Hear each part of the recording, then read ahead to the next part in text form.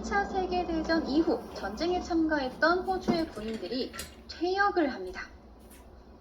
그런데 전쟁을 치르느라 지식도 기술도 제대로 배우지 못했던 이 퇴역 군인들은 일자리를 구하지 못해서 백수가 돼요.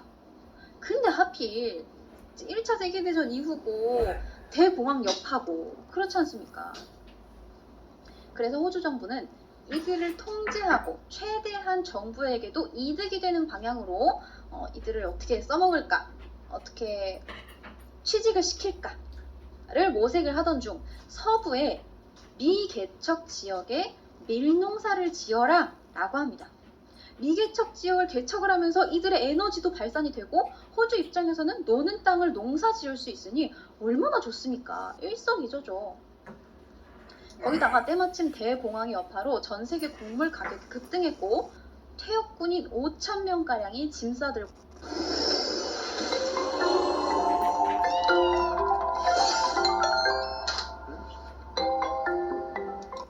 서부로 이동해서 밀농사를 짓기 시작합니다. 덕분에 서부 지역은 밀밭으로 변해버렸고 그렇게 모두가 행복할 줄 알았습니다. 그런데 말입니다. 문제는 수확철이 됐을 때 그곳에 서식하던 동물들이 먼저 와서 작물을 다 먹어치운다는 거죠. 자, 그 동물이 바로 에뮤입니다.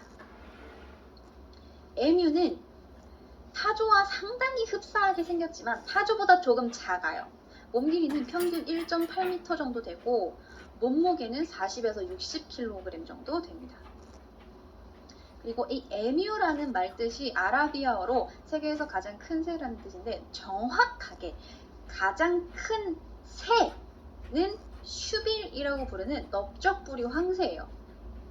그래서 정확하게 가장 큰 새, 날 수 있는 새는 슈빌이라고 부르는 넓적부리 황새고 가장 큰 조류는 타조, 그리고 그 두 번째가 바로 에뮤입니다. 자, 그래서 우리는 호주 딱 하면 캥거루와 코알라가 가장 먼저 생각이 나지만 의외로 호주의 국장에는 캥거루와 에뮤가 들어있습니다. 그래서 이 캥거루와 에뮤는 뒷걸음질을 치지 않는 특성이 있어서 전진하는 호주인의 이미지와 맞아떨어져서 호주 국장에 캥거루와 에뮤가 들어있는 거라고 합니다. 어쨌든 이렇게 호주의 국장에 들어갈 만큼 호주를 대표하는 동물이기도 한 에뮤는 호주 전역에 서식하고 있으며 번식력이 매우 강합니다. 신기하게 이 에뮤 알이 되게 예쁘게 생겼어요. 엄청 색깔이 선명한 초록색이에요. 이게 오리알보다는 크고 타조알보다는 작더라고요. 아보카도처럼 생겼죠. 근데 이거를 한 번에 20개씩 낳아. 자, 그런데 더군다나 잡식성이라서 뭐 곤충, 곡물, 잡초, 과일 다 먹어치우는 거야. 근데 이렇게 먹어치운 애들이 무리 생활을 해. 그래서 우르르 쳐들어오는 거죠. 그렇게 우르르 쳐들어와서 열심히 개척해서 일궈놓은 밀밭을 먹어치우기 시작한 겁니다. 그러면 이렇게 힘이 넘치는 퇴역군인 농부들은 에뮤를 막기 위해서 뭘 했을까요? 너무 쉽죠. 울타리를 쳤습니다. 자, 열심히 호주인들은 울타리를 막 쳐서 작은 야생동물이랑 에뮤를 막으려고 했는데 문제는 이 에뮤의 피지컬이 그딴 울타리에 굴할 만큼 작고 여리지 않았다는 거죠. 땅을 토닥토닥 뛰어다니는 이 호주의 토종조리는 체격이 타조보다 조금 작고 이 친구들이 무리 생활을 하며 최고 속도가 약 50에서 60km까지 나와요. 그리고 한 개뿐이지만 날카로운 발톱을 가지고 있죠. 무리 생활을 하는 이 타조보다 조금 작은 친구들이 우르르 들어와서 울타리를 빵 한 대 차면 다 부서지는 거야. 울타리가 무슨 소용이야. 우르르 쳐들어와서 무자비하게 밀을 먹어치웁니다. 자, 그런데 이 우르르 쳐들어왔다라는 말이 여러분들 잘 이해가 안 되실 거예요. 에뮤들이 쳐들어오기 시작합니다. 아주 공포스럽죠. 자, 울타리 같은 건 다 부수고 쳐들어가서 무자비하게 밀을 먹어치웠는데 에뮤의 입장에서도 근데 이거는 조금 이해를 해줘야 돼요. 왜냐하면 당시 호주 서쪽에 기록적인 가뭄이 있었고 식량과 물이 부족해진 에뮤들은 무리지어 식량을 찾아다니다가 퇴역 군인들이 열심히 땅을 일궈놓은 밀과 물이 흐르는 땅을 보았고 그렇게 밭을 조져놓기 시작한 겁니다. 자, 원래 에뮤는 번지기가 끝나면 내륙에서 해안으로 이동을 하는데 한 차례 가뭄과 건기를 한번 시기 겪은 이 에뮤 무리는 퇴역 군인들이 일궈놓은 이 캠피온 지역이 상당히 편한 거주지임을 알게 되어서 더 이상 움직이지도 않고 그냥 이 지역에 눌러 살게 됩니다. 자, 그러자 소중하게 일군 밀밭을 수확도 해보기도 전에 웬 타조 같은 게 몰려와서 무전 취식을 하고 있으니 퇴역 군인들이 빡이 치겠어요, 안 치겠어요? 빡이 치겠죠. 그래서 초반에는 견제도 할 겸 화풀이도 할 겸 몇 마리의 에뮤를 총으로 쏴 죽였어요. 자, 그래서 처음에는 이렇게 가볍게 몇 마리의 에뮤를 총으로 쏴서 죽였습니다. 그런데 이것이 바로 에뮤 전쟁의 시작이었으니 그 수가 번식기를 지나 늘어 10,000마리가 된 에뮤들이 농작지를 본격적으로 침공을 한 거예요. 자, 그래서 그 수에 놀란 농부들이 급히 경찰서에 전화를 합니다. 이보시오, 여기 에뮤가 나타났어. 그러니까 경찰서에서 뭐라 그러겠어요? 야생동물 구제는 소방서에 전화를 하셔야죠. 에뮤가 10,000마리요? 그러면 군대에 연락을 하셔야 됩니다. 그래가지고 경찰서랑 소방서에 연락을 했는데 아니 뭐 경찰이랑 소방서에 뭐 에뮤 뭐 특공대가 있는 것도 아니고 무슨 수가 나겠어요. 에뮤가 10,000마리인데요. 닭이 10,000마리가 모여있어도 무서울 정도인데 이 타조 같은 애들이 10,000마리가 모여있어봐요. 그래서 원래 해수나 다른 이유로 농작물에 피해를 입은 경우는 그냥 농업장관에 이렇게 면담을 요청을 해가지고 이렇게 내가 피해를 입었다. 그러니까 나라에서 이 정도를 보상을 해주면 좋겠다라고 이야기를 해서 받는 게 일반적이지만 이번 경우는 전혀 일반적인 상황이 아니어서 이 퇴역 군인들은 군대에 연락을 하게 되는데 당시 국방장관 조지 피어스에게 도움을 요청하게 됩니다. 그러니까 군의 힘을 빌려서 에뮤를 퇴치하자는 거죠. 퇴역 군인들은 1차 세계대전에 종군한 경험이 있었고 당시 최신식 무기인 기관총으로 에뮤를 잡자라는 의견을 내게 됩니다. 자, 그리고 결국 1932년 11월 1일 조지 피어스는 대민 봉사 겸 훈련 겸 겸사겸사 육군 포병대 메레디스 소령을 파견을 하고 루이스 경기관총 2정과 10,000발의 탄약을 대동한 병력을 파병하는 걸 허락하게 됩니다. 10,000마리인데 10,000발이면 어떻게 이기려고 그래요? 라는 생각이 있었죠. 근데 이제 이 조지 피어스라는 분은 그렇게 생각한 거예요. 야, 새 새끼들이 해봐야 새 새끼들이지. 아무리 타조보다 좀 작다지만 결국은 새 아니야. 총 두두두두두 쏟아보면 애들 다 죽어나고 한 몇천 마리 죽이고 나면 애들도 도망치겠지 라고 생각을 했던 거예요. 조지 피어스는 다 계획이 있습니다. 자, 이렇게 군대가 파병이 됐습니다. 이건 이제 진짜 전쟁이에요. 우리가 보기에는 지금 너무나도 우스운 상황이지만 당시에는 꽤 심각한 상황이라서 이 에뮤와 인간의 전쟁이 신문 1면에 대서특필됩니다. 신문에 나왔어. 그래서 당시 군대의 전략은 상당히 간단했어요. 무슨 방법을 쓰냐면 자, 작전 명령하다란다. 달려오는 에뮤 무리를 습격해 기관총으로 일망타진한다. 가 다야. 뭐 전술이 필요 없어. 사실 샌데 뭐 새들을 상대로 이거 뭐 각계격파 이래가지고 뭐 다 모여가지고 이거 뭐 하객진을 짜고 뭐 총을 쏠 거야. 뭘 할 거야. 안 그래? 뒷걸음질을 또 안 친 애들이잖아요. 자, 그리고 인간과 동물이었고 당시 조금 큰 새와 당시 최신식 무기로 최정예 화력을 가지고 있었던 기관총의 대결이라면 너무나 당연하게 새를 퇴치할 수 있다고 생각을 했던 거죠. 자, 그렇게 1932년 11월 2일 메레디스 소령이 지휘하는 토벌군이 캠피온 지역에 딱 들어가니까 들어가자마자 에뮤 무리가 시야에 들어오게 된 거예요. 사실 못 볼 수가 없어요. 그죠? 즉시 개청민의 몰입군이 에뮤를 기관총이 있는 방향으로 싹 다 몰아요. 와, 뒤에서 막 이러니까 얘네들이 이렇게 기관총이 있는 쪽으로 두두두두두두두 몰려오기 시작한 거예요. 자, 그러니까 군대는 곧바로 에뮤를 습격합니다. 기관총을 막 쏜 거죠. 자, 그러자 대형을 잃고 흐트러진 에뮤들은 기관총을 맞고 속수무책으로 쓰러지며 순식간에 밀밭은 피바다로 변해버립니다. 는 페이크예요. 50km로 달린 에뮤들은 총을 다 피해버립니다. 막 두두두두 달려오는데 총알이 막 쏘지잖아요. 다다다 이러면서 막 달려오는 거야. 만 마리가. 그걸 믿으라고. 아니 진짜로. 진짜로.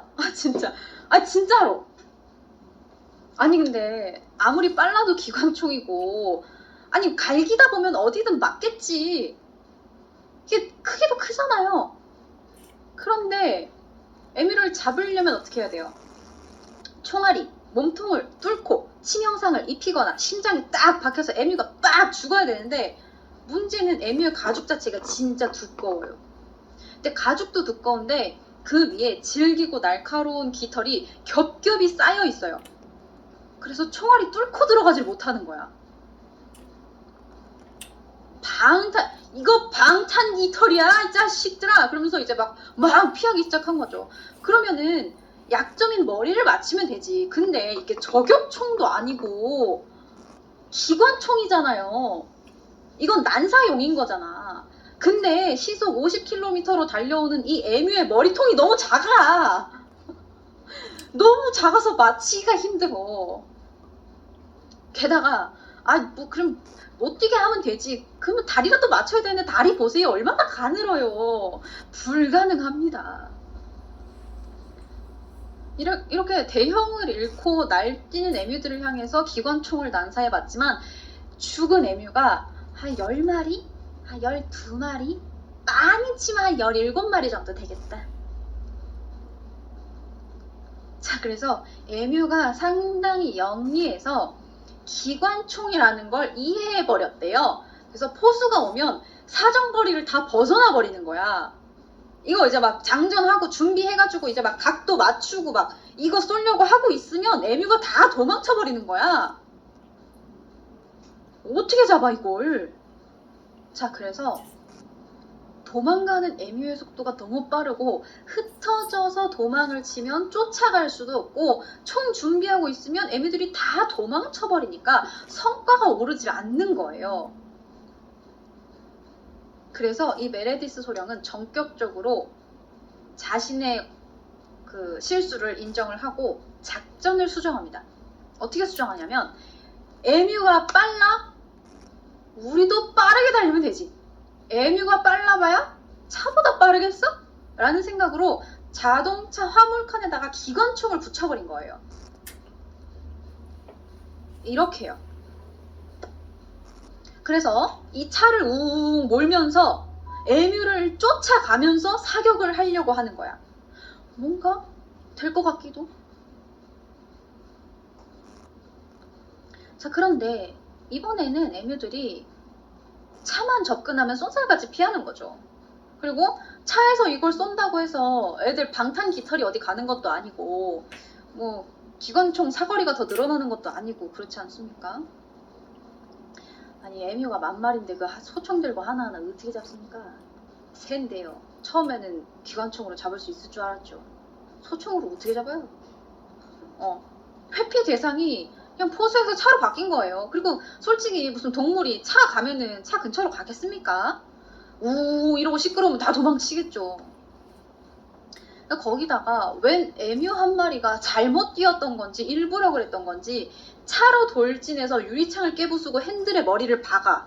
그래서 최신식 기관총을 탑재한 기갑 장비가 한 방에 무력화되고 맙니다. 이러한 사냥이 계속되자 에뮤들은 이제 계획을 세운 거야. 나름 대호주군 전략을 짜서 이 10,000마리가 한꺼번에 우르르 이렇게 몰려다니는 게 아니라 부대를 잘게 쪼개는 거지. 그래서 게릴라식으로 동시다발적으로 기습을 하기 시작했어요. 아니 근데 수가 이렇게 적어지면 오히려 잡기 쉬워진 게 아닌가요? 쉽지만 일단 당시 에뮤의 수가 10,000마리잖아. 쪼개져 봐야 10,000마리인데 문제는 10,000마리에서 이게 번식기를 지났던 건지 다른 지역에 있었던 에뮤들이 더 추가가 된 건지 10,000마리가 더 증원이 됩니다. 2배가 늘었어요. 그래서 20,000마리야 이제. 20,000마리가 쪼개져 봐야 20,000마리지. 자, 그리고 이게 아무 생각 없이 그냥 산계한 게 아니라 한 분대가 이렇게 밀밭을 쪼고 있잖아. 그러면 머리에 검은 깃털을 한 에뮤가 와서 인간을 이렇게 살피고 있어요. 어디로? 감시를 하는 거야. 그래서 정찰이야. 인간을 이렇게 살핀 다음에 만약에 한 무리가 공격을 받아요. 그러면 다른 무리의 에뮤들이 무방비한 지역의 밀밭에 막 뛰어가가지고 그 총 쏘는 거 멀뚱멀뚱 쳐다보다가 밀밭을 또 막 쪼아 먹는 거야. 그리고 먹고 빠지고 또 이제 사람들이 와 가가지고 또 기관총 이렇게 설치를 뽀짝뽀짝 해가지고 기관총 두두두두 이렇게 쏘고 있으면 또 다른 쪽에서 에뮤가 먹고 빠지고 게릴라전으로 미친듯이 먹고 빠지고 먹고 빠지고 먹고 빠지고 이런 거야. 그러니까 이 호주군은 전의를 잃게 됩니다. 약 20,000마리의 에뮤 중에서 잡은 수가 확실하지 않아요. 최소 12마리에서 최대 980마리. 1,000마리도 못 잡았어. 10,000발을 들고 갔고. 물론 이게 전쟁이었지만 인간 쪽에서 사상자가 나오지는 않았어요. 근데 9,800발의 총알을 소비한 것 치고는 너무 초라한 성과였던 거죠. 그러니까 이쯤 되니까 이 동물보호단체랑 국민들이 반발을 하는 거죠. 애꿎은 에뮤 잡는다고 세금으로 만든 총알 다 갖다 쓰고 10,000발 갖다 썼는데 니네들이 에뮤 몇 마리 잡았냐 이렇게 된 거죠. 그래서 결국 육탄전과 여론전마저 에뮤한테 져버린 인간들은 전쟁을 시작한 지 약 10일 만에 항복을 선언하게 되었고 에뮤들은 장악한 밀밭의 주인이 됩니다. 이 에뮤의 경이적인 신체 능력에 대해 작전을 지휘하던 메레디스 소령이 만약 우리가 에뮤와 같은 능력을 가진 한개 사단이 있다면 세계 어느 군대에도 맞설 수 있다. 에뮤는 마치 불사신처럼 기관총을 두려워하지 않고 당당히 맞섰다. 마치 졸루족 전사와 같았다. 라고 말을 하면서 전차보다 상대하기 힘든 적이라고 말을 했습니다.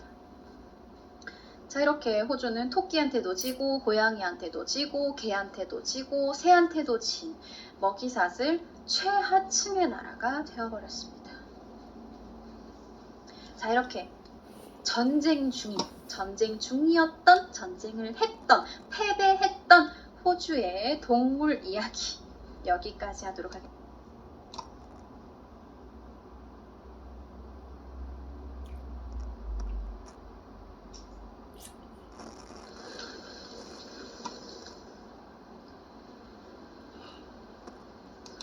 오늘은 고양이들의 역사에 대해서 알아볼 겁니다. 혹시 여러분들 고양이 좋아하시나요? 강아지만큼 고양이의 종류도 상당히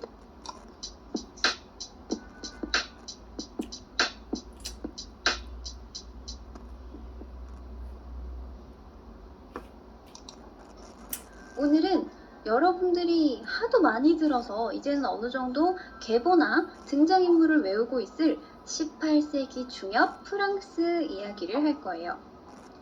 18세기 중엽 프랑스의 로렌 지방에는 베퀴라는 미모로 아주 유명한 평민 집안이 있었습니다. 이 백휘 집안 사람들은 아버지를 비롯해서 모든 자녀들이 다 예쁘고 잘생겼으며 그 미모를 이용해서 얻어내고 싶은 건 다 얻어내는 스타일이었어요. 그래서 아버지 파비엥 백휘는 소문이 자자한 미모로 부자인 과부를 유혹을 해서 결혼한 다음에 그녀의 성과 재산까지 차지하게 됩니다. 그 과부가 불행한 결혼 생활 끝에 사망하자 파비엥은 다시 재혼해서 재혼한 부인과의 사이에서 7명의 아이를 낳았는데 그 아이들이 전부 다 아버지의 빼어난 미모를 쏙 다 빼다 박았다고 해요. 그래서 아이들 역시 모두 다 뛰어난 외모 덕분에 취업도 잘하고 결혼도 잘하는 등 전부 다 승승장구하면서 먹고 살 걱정 없이 잘 살고 있었습니다. 하지만 그중 딸 안이라는 아이만이 날품팔이를 하면서 살아갔어요. 날품팔이란 여러분들 지금 일용직 정도로 생각하면 될 것 같아요. 왜 그랬을까요? 안은 안 이뻤던 걸까요? 안 이뻤던 안이랑은 아무도 결혼을 안 해줬던 걸까요? 안이 안 이뻐서 취업도 안 됐던 걸까요? 아닙니다. 안은 반짝이는 푸른 눈동자와 풍성한 금발의 미녀여서 동네 남자들과 군인들의 관심을 한 몸에 받았고 선물도 아주 넘치게 받았습니다. 그러던 안은 어느 날 아버지를 모르는 아이를 임신해버렸고 그렇게 잔이 태어납니다. 오늘의 주인공 잔 앙뚜아네트 백휘예요. 여기도 앙뚜아네트네요. 자, 이 아기는 엄마의 미모를 빼다 박았고 당연히 엄청 예뻤겠죠. 안이 엄청 뛰어난 재능을 가져서 돈을 긁어모으는 편은 아니었지만 어쨌든 추종자들이 선물하는 옷감이랑 레이스가 아주 충분했기 때문에 우리의 잔은 아주 예쁘게 치장한 아이였습니다. 아빠가 누군지 모르는 건 아빠가 어디 무슨 신부라는 얘기도 있고 뭐 종교에 귀한 사람이라는 이야기도 있고 이야기가 많아요. 자, 그리고 잔이 태어난 지 한 3년쯤 지났을 때 아는 며칠 동안 동네에 들렀던 새로운 남자친구 무슈 빌라뒤 몽소와 연애를 하고 있었고 그 시기에 아는 둘째를 임신했지만 아이가 태어난 지 10개월 만에 사망하고 맙니다. 아들의 죽음에 충격을 받았던 건지 아는 자기 딸이었던 잔을 데리고 무슈 빌라뒤 몽소를 따라가서 그가 지내고 있는 파리로 넘어가게 됩니다. 이렇게 무슈 빌라뒤 몽소가 자기 여자친구였던 안이랑 아내의 딸인 잔을 데리고 간 곳이 바로 자기 새 여자친구 집이에요. 오, 와, 18세기 프랑스 너무 쿨해. 너무 추워. 자, 아무튼 새로운 여자친구인 프란체스카는 이탈리아 출신의 부유한 부인이었고 그녀는 안이 부엌에서 요리사로 일할 수 있도록 해줍니다. 인정 많고 호탕한 성격이었던 그녀는 인형같이 예뻤던 잔에게 푹 빠져서 이 아이에게 온갖 사치품을 다 둘러주고 맛있는 음식을 먹이면서 가르쳐줍니다. 엄마는 부엌에서 열심히 일을 하는 동안 5살 난 꼬마 잔은 예쁜 드레스를 입고 맛있는 거 먹으면서 아름다움에 대한 찬사를 막 들으면서 자기 외모와 매력이 가진 힘을 깨닫게 됩니다. 자, 하지만 호화롭고 부유한 생활도 잠시 잔은 교육을 위해서 수녀원으로 보내졌어요. 이 아이의 교육을 위해서 선택된 수녀원은 소녀들이 뭔가 세상을 사는 데 필요한 기술 같은 걸 가르치는 곳이었어요. 그래서 여기서 기본적인 예절도 배우고 여자로서 해야 하는 요리라든지 뭐 바느질이라든지 이런 걸 배울 수 있는 곳이었겠죠. 그래서 잔은 이 수녀원에서 교육을 받으면서 10대 소녀로 자랍니다. 자, 이렇게 삶이 안정되어 가고 있던 와중에 잔의 어머니 안은 프란체스카의 집에서 쫓겨나게 됩니다. 정확한 이유는 알 수 없지만 아마 이 무슈 빌라디 몽소와 다시 한번 그렇고 그런 관계가 되어서 있지 않을까 하는 짐작이 되죠. 이유에 어찌되었든 잔과 안은 이제 더 이상 프란체스카의 아름다운 저택이 아닌 안이 몇 년 전에 결혼했던 남편의 초라한 집으로 들어가게 됩니다. 그렇게 잔은 15살에 성숙한 아가씨가 되었고 자기가 쓸 돈 정도는 이제 스스로 벌어야 하는 나이가 된 거예요. 그래서 이 잔은 이런저런 일을 하면서 다양한 경험을 쌓게 됩니다. 미용사의 조수로 일하기도 했고 노부인의 말동무가 되었다가 옷가게의 점원으로 일하기도 했어요. 하지만 화려한 금발의 미녀였기 때문인지 어딜 가나 그녀의 뒤에는 스캔들과 입소문이 따라다녔죠. 미용사의 조수로 일할 때는 미용사랑 연인관계였고 노부인의 말동무로 일할 때는 노부인의 결혼한 아들들과 가정을 파탄낼 만한 짓을 해서 쫓겨나기도 했다. 이런 이야기가 도는 거죠. 그렇게 이런저런 일을 전전하던 자는 힘들게 일해서 받는 봉급으로는 만족하지 못했던 건지 도박장에서 남자들이랑 어울리면서 새로운 직업을 갖게 됩니다. 이후 그녀가 죽을 때까지 꼬리표로 달고 다닐 논란의 그 직업은 바로 매춘부입니다. 아름다운 잔은 금방 눈에 띄어서 유명해졌고 그런 잔을 눈여겨본 한 귀족 남자가 있었으니 그가 바로 장 뒤바리 백작. 이 뒤바리 백작을 만난 이후 잔의 인생은 완전히 뒤바뀌게 됩니다. 뒤바리 백작은 고상한 이미지와는 달리 사교계의 포주였고 거물 포주를 만난 잔은 그의 손길 아래에서 하는 일은 똑같지만 어쨌든 돈은 더더욱 많이 받는 고급 매춘부로 거듭나게 됩니다. 뒤바리 백작은 잔을 매우 마음에 들어해서 자신의 애첩으로 두고 각계각층의 사람들이랑 만남을 주선했어요. 일반 귀족부터 고위 관리들에 이르기까지 잔은 매일매일 새로운 손님들을 받느라 숨 돌릴 틈이 없을 정도였어요. 귀족 집안의 교육과 벌어들인 수입으로 잔은 파리에서 점점 명성이 높아져갔고 그녀에게 일어난 변화는 1768년에 정점을 찍습니다. 잔을 통해 더더욱 큰 부와 권력을 얻고자 했던 뒤바리 백작이 잔을 프랑스의 왕 루이 15세 눈앞에 들이민 거예요. 자, 그리고 뒤바리 백작의 예상은 적중해서 당시 58살에 58살의 루이는 25살의 잔을 보자마자 순식간에 그녀에게 빠져듭니다. 그래서 그녀의 초상화를 보면 약간 삼배간인 듯 보이지만 졸린 듯 뭔가 묘한 눈빛, 새하얀 피부와 새하얀 치아, 그리고 당시 사람들이 씻지 않아서 몸에서 냄새가 나는 것과는 달리 일주일에 한 번이라는 어마어마하게 청결한 위생관념을 보이며 향긋한 냄새가 나는 마담 뒤바리는 돋보일 수밖에 없었습니다. 자, 어쨌든 당시 유명한 애첩 마담 퐁파두르가 세상을 떠난 뒤로 4년 동안 공식적인 애첩이 없었던 루이 15세에게 혜성처럼 나타난 아주 젊고 아름다운 잔에게서 눈을 떼지 못했고 잔의 매력과 그 침대에서의 기교가 얼마나 뛰어났던 건지 왕은 잔과 한번 이렇게 딱 잠자리를 가진 뒤로 잔이 예뻐서 어쩔 줄을 몰랐어요. 그래서 이것 때문에 어떤 한 귀족이 왜 그렇게 잔이 좋으세요? 이렇게 묻자 루이 15세는 프랑스에 있는 모든 이들 중 그녀만이 내가 곧 60살이 될 것이라는 걸 잊게 해주었다 라고 대답하기도 했습니다. 왕은 잔이랑 함께 보내는 시간들을 아주 즐거워하면서 그녀의 매력에서 아주 헤어나오지를 못했어요. 하지만 다른 귀족들에 의하면 루이 15세가 이렇게 즐거워했던 건 순전히 왕이 순진했기 때문이다 라고 해요.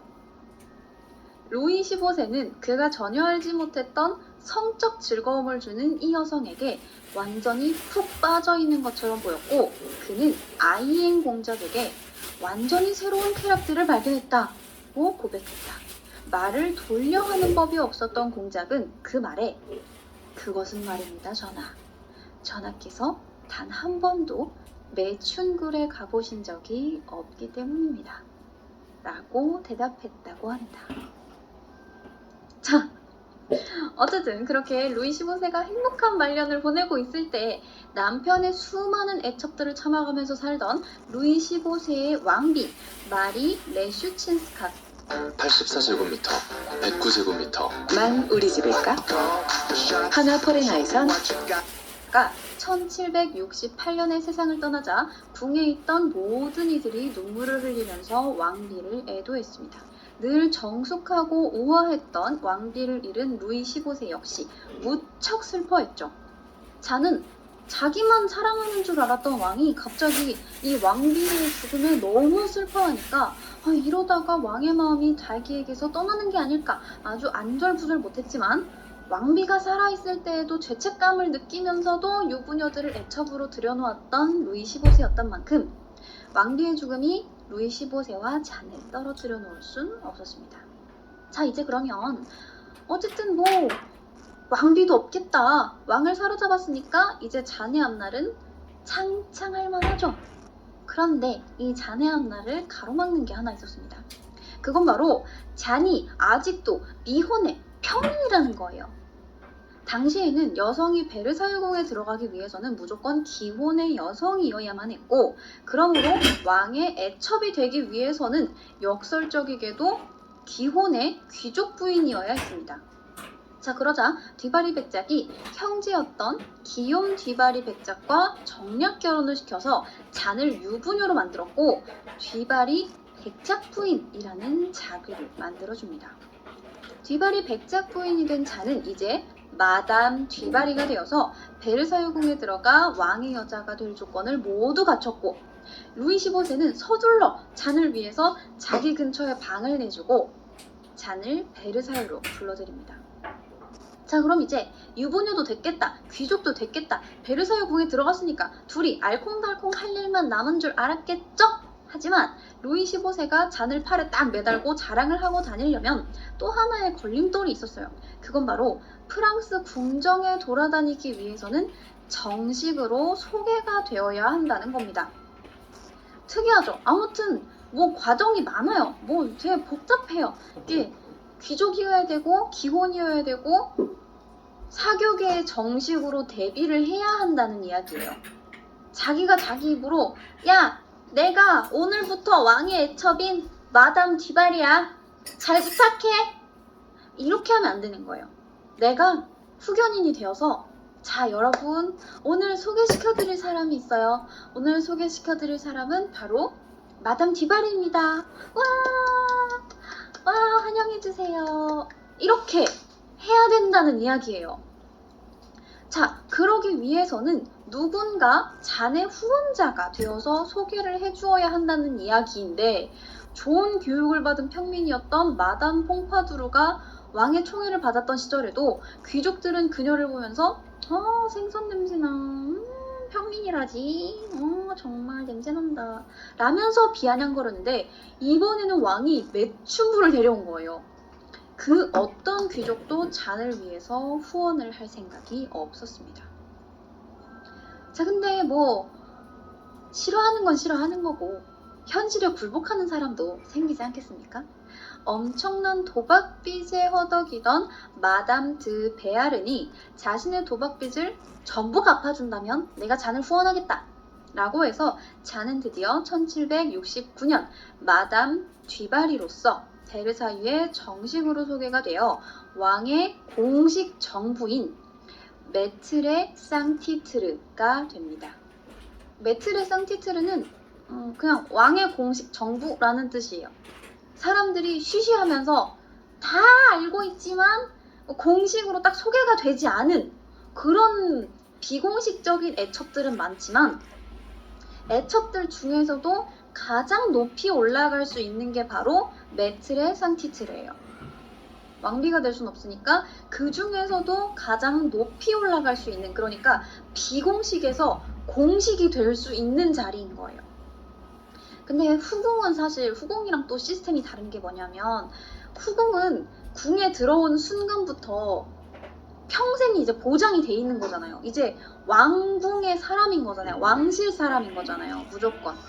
근데 이 프랑스 유럽 왕실은 왕이 죽으면 이 사람은 아무런 직위도 없고 아무런 공식적인 자기도 없고 이 왕실에 머무를 만한 어떠한 명분도 없어요. 자기가 자식을 낳았어요? 자기 자식을 왕으로 올리지도 못해요. 그냥 비공식에서 공식이 됐다 뿐이지 이게 딱히 무언가를 보장해주진 않는다는 거죠. 그래서 어쨌든 메트레 상티트르가 됐어요. 근데 이 소개되는 일도 마담 드 베아른이 발을 다쳐서 모산되는 등 영 순탄치는 못했습니다. 자, 그러나 어쨌든 잔이 드디어 마담 뒤바리로서 베르사유에 소개되던 날, 수많은 프랑스 사람들은 왕이 드디어 노망이 났다. 야, 베르사유 궁에 이제 매춘부가 들어온다. 아주 그냥 뭐 난리가 아니다. 이렇게 생각을 했던 거죠. 한낱 길거리 창부가 프랑스 왕의 공식 입첩이 되다니, 비공식도 아니고 공식이 아니, 이러면서. 하지만 말은 그렇게 해도 정말 별로야, 정말 매춘부라니 무슨 말이야 라고 하면서 사람 심리가 그렇죠. 한번 보고 싶거든요. 도대체 매춘부가 무슨 옷을 입고 어떻게 해서 어떻게 공식적으로 소개가 되는지 궁금하거든요. 가십거리거든요. 그러니까 보러 가야겠죠? 모두가 베르사유에 모여서 마담 뒤바리의 등장을 기다립니다. 루이 15세는 자기가 아주 사랑하는 마담 뒤바리가 아름답게 등장하기를 기대하면서 전날 밤 그녀에게 10만 프랑 어치의 다이아몬드를 쏟아부었던 터라 마담 뒤바리가 얼마나 아름다울지를 기대하면서 기다리고 있었어요. 하지만 10분이 지나고 20분이 지나도 마담 뒤바리는 등장하지 않았고 사람들이 이제 쑥덕거리기 시작하죠. 아, 이제 뭐 공식적으로 애첩이 된다고 하니까 아주 귀족 생활 무서워서 도망갔구나. 아유, 평민이 그렇지 뭐. 아유, 이 귀족들의 피곤한 의무를 알겠어? 라고 생각할 때쯤 마담 뒤바리가 빰 하고 등장을 합니다. 아, 정말 평민들은 시간 개념이 이렇게 된 거예요. 늦었네 라면서 수근거리던 사람들이 마담 뒤바리가 등장을 하자마자 숨을 멈췄을 정도로 그날 뒤바리는 매우 아름다웠다고 합니다. 그렇지 않아도 이 귀족이 되지 않았을 때에도 아름다워서 유명했던 잔이 그 외모에다가 은빛으로 빛나는 드레스에다가 머리를 엄청 화려하게 틀어 올리고 아주 평민이라고 생각되지 않은 우아한 움직임에 루이 15세의 선물이었던 10만 프랑 어치의 다이아몬드를 막 여기저기 막 다 박아놓은 거야. 막 여기 온몸에다가 막 다이아몬드를 막 도배를 했어. 그러니까 너무 신비롭고 너무나 아름다웠다고 합니다. 어느 정도였냐면 세상만사 아무 관심 없고 맨날 일기에다가 오늘은 사슴을 잡았다, 오늘은 아무것도 못 잡음, 오늘은 곰을 잡았다, 이런 사냥 일기만 쓰던 당시 왕세자 루이 16세가 일기장에다가 오늘은 마담 뒤바리가 소개되었다 라고 쓸 정도였으니까 그날 베르사유 사람들의 뇌리에 이 새로운 애첩의 등장이 얼마나 강렬하게 빡 하고 박혔는지 알 수 있는 거죠. 귀족들은 마담 뒤바리의 과거와 지위에는 경멸의 시선을 보냈지만 마담 뒤바리가 얼마나 빼어나게 아름다운지에 대한 칭찬은 절대 빼놓지 않았습니다. 진짜 어지간히 예뻤나 봐요. 이 마담 뒤바리에 대한 외모 칭찬을 한번 들어볼게요. 미녀가 가득한 궁정에서도 그녀는 가장 예쁜 여자 중 하나이며 완벽한 미모로 인해 모든 여자 중 가장 매혹적인 여성이다. 파우더칠을 자주 하지 않는 그녀의 머리는 가장 아름다운 금발이며 너무나 풍성하여 그녀 스스로도 어떻게 해야 할지 모르는 듯하다. 그녀의 커다란 푸른 눈은 솔직하고 애무하는 듯하며 그녀의 코는 사랑스럽고 그녀의 입은 매우 작고 그녀의 피부는 눈부시게 희다 라고 묘사를 할 정도였습니다. 우리는 주로 마리 앙뚜아네트 이야기를 자주 접하기 때문에 이 그녀의 입장에서는 마담 뒤바리가 궁정에 그냥 흘러들어온 성격 나쁜 평민 매춘부였고 당시 프랑스 국민의 입장에서는 늙은 왕을 졸라가지고 막 보석을 얻어내고 국고로 사치를 부리는 악녀로 보일 수는 있었겠으나 사실 마담 뒤바리의 성격 자체는 굉장히 좋은 편이었다고 해요. 어릴 때부터 파리 수녀원에서 교육을 받았고 장 뒤바리 백작에게서도 교육을 받았기 때문에 우아한 귀부인처럼 행동을 했고 어쩔 수 없이 루이 15세 눈치를 봐가면서 이 마담 뒤바리를 상대해야 됐던 귀족들은 정말 인정을 하고 싶지 않았겠지만 마담 뒤바리가 상냥하고 친절하며 적개심이 없고 사람들에게 선물하기를 좋아하는 사람이 매년 생산되는 옷 1,500억 개. 같은 해 버려지는 옷 9,200만 톤. 이 버려진 옷이 이다 라는 걸 인정해야 했습니다. 마담 디바리는 나쁘게 말하면 멍청했고 좋게 말하면 순수한 편이어서 정치와 문화 전반에 영향을 미치면서 활동했던 마담 퐁파두르와는 전혀 반대로 그냥 그야말로 우리가 딱 생각하는 그 애첩 이미지랑 너무 꼭 맞는 행동만 하면서 베르사유의 삶을 즐겼습니다. 여러분이 생각하는 애첩 딱 그런 거 있잖아요. 정말 아무 생각 없고 그냥 막 오늘 어디 나가요? 로이 자기 어디가? 나랑 같이 가요. 맛있는 거 먹어요. 오늘은 여기 베르사유 궁에 오늘 정원에 놀러 가자. 이런 거 있잖아. 그냥 그런 거예요. 정말 아무 생각도 없고 정치 생각도 없고 그냥 예쁜 옷 입고 맛있는 거 먹고 우리 자기랑 같이 놀러 다니는 게 제일 좋은 사람이야. 그냥 늘 나는 행복해. 난 즐거워. 사람들이 나를 미워하지만 난 괜찮아. 난 예쁜 게 일이니까 루이만 날 좋아해주면 돼. 이런 스타일인 거예요.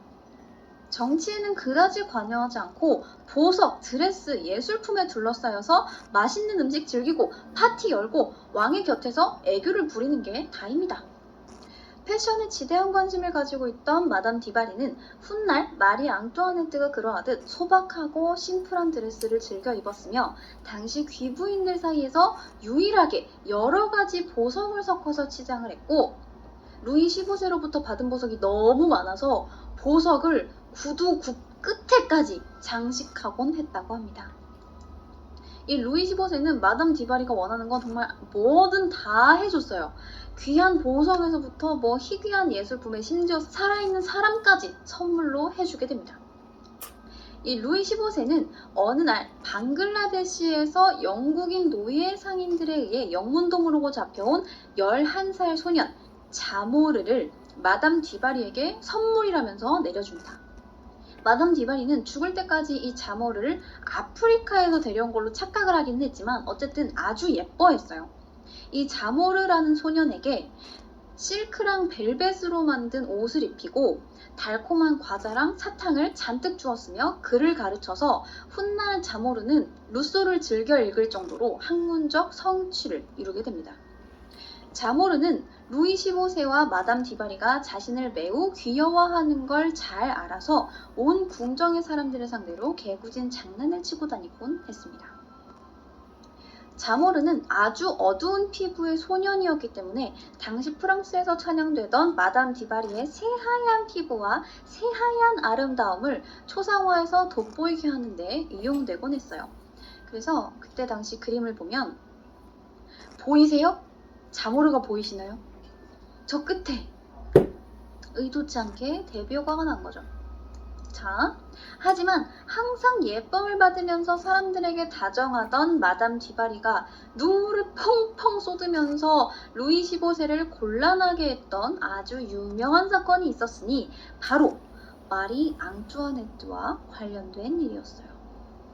루이 15세는 사랑하던 애첩 마담 퐁파두르를 1764년에 잃고 아들 왕세자 루이를 1765년에 며느리는 1767년에 아내를 1768년에 떠나보냅니다. 아끼고 사랑하는 사람들을 4년 동안 줄줄이 잃자 이 루이 15세는 아들 왕세자 루이의 아들이자 아버지의 죽음으로 왕세자가 되었던 자신의 손자 루이를 공주 마리아 안토니아와 결혼을 시켰던 거죠. 1770년에 14살 난 마리아 안토니아는 프랑스로 시집을 온 뒤 마리 앙뚜아네트로 불렸고 그때부터 왕세자비로서 왕비가 없었던 프랑스 궁정에서 가장 지위가 높은 여성이 됩니다. 문제는 이 마리 앙뚜아네트가 형식상, 지위상 가장 높은 여성이라면 마담 디바리는 현실적으로 왕의 총애를 가장 많이 받는 여성이었다는 거예요. 루이 15세는 새로운 손자 며느리를 보면서 흡족해했지만 아무리 손자 며느리가 예뻐봤자죠. 애첩을 이길 수는 없습니다. 마리 앙뚜아네트가 처음 베르사유궁에서 연애를 즐길 때 마담 디바리 역시 참석을 해 있었습니다. 굉장히 화려한 마담 디바리를 보고 마리 앙뚜아네트는 아름다운 마담 디바리는 궁에서 맡은 직책이 어떻게 되세요? 라고 물었습니다. 이에 마담 디바리는 저는 루이 15세를 기쁘고 즐겁게 해주기 위해서 궁에 있어요. 라는 대답을 했고, 어리고 순진했던 새 왕세자비는 어머, 그렇다면 제가 디바리 부인의 라이벌이 되겠네요.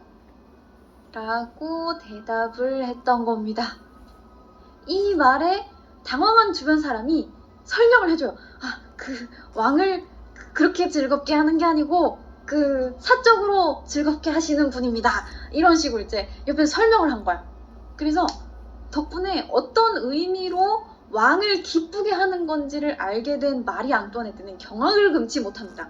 왜냐하면 마리 앙뚜아네트는 어머니였던 마리아 테레지아가 다스리는 나라에서 왔기 때문에 왕의 첩 따위가 같은 궁 안에 있고, 심지어 왕이 오라 그래가지고 식사를 함께 가면은 길거리에 매춘부랑 같이 내가 밥을 먹어야 되는 거잖아요. 그래서 이 점에 혐오감을 느낍니다. 더군다나 궁중 생활에 적응하기 힘들어했던 마리 앙뚜아네트의 곁에는 루이 15세의 딸들이 모여가지고 이 마담 디바리에 대한 악담을 늘어놓으면서 디바리를 견제합니다. 왜 이렇게 루이 15세의 딸들이 마담 디바리를 싫어했냐면 어머니를 너무 사랑했었기 때문이에요. 사실 그렇잖아요. 자기 어머니고 왕비고 정실이었는데 아빠가 자꾸 바람 피우는 거잖아. 싫을 수밖에 없는 거야. 그 당연한 거지. 그래서 이 딸들이 제일 싫어했던 애첩이 마담 퐁파두르였어요. 너무 활개치고 다녀서. 자, 어쨌든 가뜩이나 독립적이고 남편만을 사랑하는 어머니 밑에서 도덕적인 삶을 살던 이 마리 앙뚜아네트인데다가 시고모들이 아주 친절하게 말을 걸면서 저 여자는 내 친구야. 상종도 하지 마. 아니야. 저쪽을 아예 쳐다도 보지 마. 야, 눈 썩어. 이런 식으로 교육을 하니까 마리 앙뚜아네트는 점점 경멸을 숨기지 않았고, 마담 디바리는 처음에는 이 귀여운 왕세자비한테 호감을 보이면서 말을 걸고 친해지려고 했으나, 당시 프랑스는 높은 지위의 사람이 먼저 말을 걸지 않으면 낮은 지위의 사람은 말을 걸 수가 없었어요. 근데 프랑스의 왕세자비로 베르사유궁 여성 서열 1위였던 마리 앙뚜아네트는 마담 디바리보다 훨씬 더 지위가 높았던 거죠. 그랬기 때문에 마리 앙뚜아네트가 말을 걸지 않으면 왕의 애첩이었던 마담 디바리는 마리 앙뚜아네트에게 말을 걸 수조차 없었던 거죠. 그래서 무조건 지위가 높은 사람이 먼저 말을 해야 됩니다. 하문을 하는 거죠. 일종의. 자, 그러면서 자기한테는 말 한마디도 안 걸어주고 대놓고 막 무시하면서 자기 애인의 딸들과 모여서 막 자기 흉보고 쑥덕거리니까 이제 마담 디바리도 슬슬 자기 라이벌이 된 마리 앙뚜아네트를 미워하기 시작합니다. 그렇게 곧 두 여인의 물러설 수 없는 전쟁이 시작됩니다. 베르사유궁의 사람들은 날 때부터 왕족이었던 마리 앙뚜아네트와 파리 뒷골목에서부터 아득바득 올라온 이 매춘부 마담 디바리의 신경전을 아주 흥미진진하게 구경을 했습니다. 여러분, 여기 팝콘도 있고요, 오징어도 있고 콜라도 있습니다. 자, 구경하세요. 이제 시작입니다. 자. 남편과의 사이에서 아이는커녕 부부관계도 갖지 못했던 마리 앙뚜아네트는 루이 15세의 딸들이자 자신에게 친절했던 시고모님들의 말에 한마디 매달리기 시작합니다. 자의식이 강했던 루이 15세의 딸들은 막 공주라는 사실에 매우 자부심을 느껴서 왕이나 왕세자가 아니면 결혼하지 않겠다라고 했던 아델라이드와 통통한 몸매 때문에 아버지에게 꿀꿀이라는 별명을 들었던 비투아르, 당시 미인상에 맞지 않아서 아주 못생겼다라는 평을 들었던 조피, 이렇게 세 명이 있었고, 평생 결혼하지 않고 미혼으로 남아서 아버지의 첩들을 아주 싫어했습니다. 이러한 루이 15세의 딸들은 마담 디바리에게 밀려서 영향력을 잃은 지 오래였는데 마리 앙투아네트를 통해서 자신들의 입김을 행사를 할 수 있었기 때문에 옆에 착 붙어가지고 아주 그냥 마담 디바리의 흉을 보는데 열과 성을 다하게 됩니다. 어쨌든 마담 디바리는 마리 앙뚜아네트에 대해서 난 그 빨간 머리에 두꺼운 입술에 모래 같은 피부색에 속눈썹도 없는 눈에선 매력이라고는 하나도 찾을 수 없는걸? 오스트리아 왕가에서 태어난 게 아니면 아무도 그 매력을 찬양하지 않았을 거야. 라면서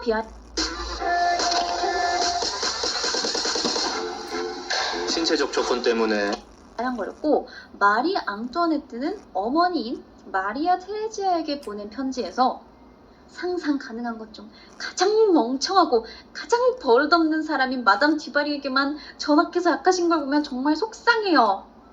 라고 쓰기도 했습니다. 신실하고 도덕적이었던 마리 앙뚜아네트는 궁정의 모든 귀족 여성들에게 상냥하게 한마디 한마디 걸어주면서 마담 디바리에게만큼은 정말 단 한마디도 걸지 않았습니다. 어쩔 수 없이 아무 말도 못하고 그런 마리 앙뚜아네트에게 고개를 숙여야 했던 마담 디바리는 드디어 참다 눈물을 펑펑 쏟으면서 루이 15세한테 분노를 쏟아내게 됩니다.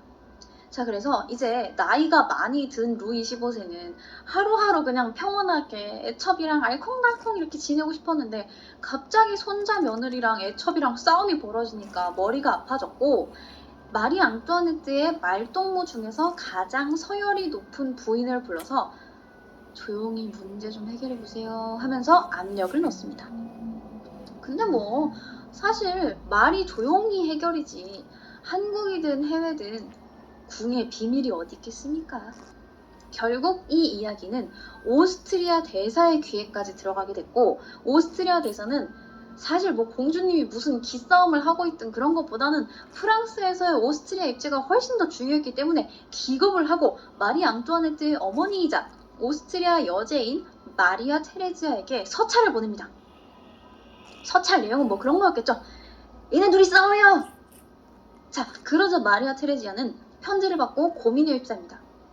나라의 군주로서는 이게 공주에게 외교적인 문제니까 그 마담 디바리한테 잘하라고는 해야 되는데, 엄마로서는 아무래도 딸한테 도덕적인 가치를 가르쳐야 되고 그동안 그렇게 정숙하라고 가르쳤는데 정숙하지 않아서 성공한 여자한테 잘 대하라고 가르치기도 좀 껄끄럽거든요. 자, 하지만 그래도 개인적인 도덕보다는 국가 간의 관계가, 그리고 아들을 아직 낳지 못한 왕세자비에게는 시할아버지 왕의 총애가 훨씬 더 중요한 법이니까 마리아 테레지아와 오스트리아 대사는 마리 앙뚜아네트에게 그러지 말고 네 정치적인 의무를 생각해라 라고 타이릅니다.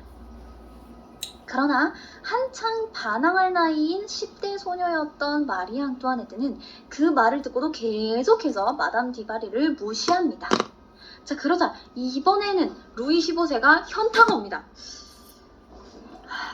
내가 이제 나이가 60인데 10대인 손자 며느리랑 20대인 여자친구랑 막 기싸움을 하니까 나도 좀 쉬고 싶은데 피곤하고, 이게 막 자기 애첩이 20대고 매춘부인 것도 쪽팔린데 자꾸 막 집안 망신시키고 오스트리아 대사에까지 막 귀에 들어가니까 이게 부끄럽거든요. 그러니까 이제 이게 조용히 그냥 뭐 마리 앙뚜아네트를 불러다가 아가 내가 살면 얼마나 살겠니, 마음에 안 들어도 그래도 내 여자친구인데 좀 잘 좀 해줘라 뭐 이렇게 좀 토닥토닥하고, 또 마담 디바리 또 불러다가 자기야 애가 아직 어려서 뭘 몰라, 자기는 그냥 나랑 알콩달콩 살면 되지 뭐 갖고 싶은 거 없어? 다이아몬드 목걸이 사줄까? 귀걸이 사줄까? 하면 모르겠는데 나름 조용히 일을 처리하려고 했는데 먹히지 않아서 그랬던 건지 집안의 어른으로서 아예 오스트리아 대사를 불러서 문제를 해결해라 라고 해버립니다. 애들 싸움이 이제 어른들 싸움을 넘어서 외교 문제까지 번지게 됩니다. 마리아 테레지아가 겨우 일궈낸 오스트리아 프랑스 동맹이 위태로워지게 생겼습니다.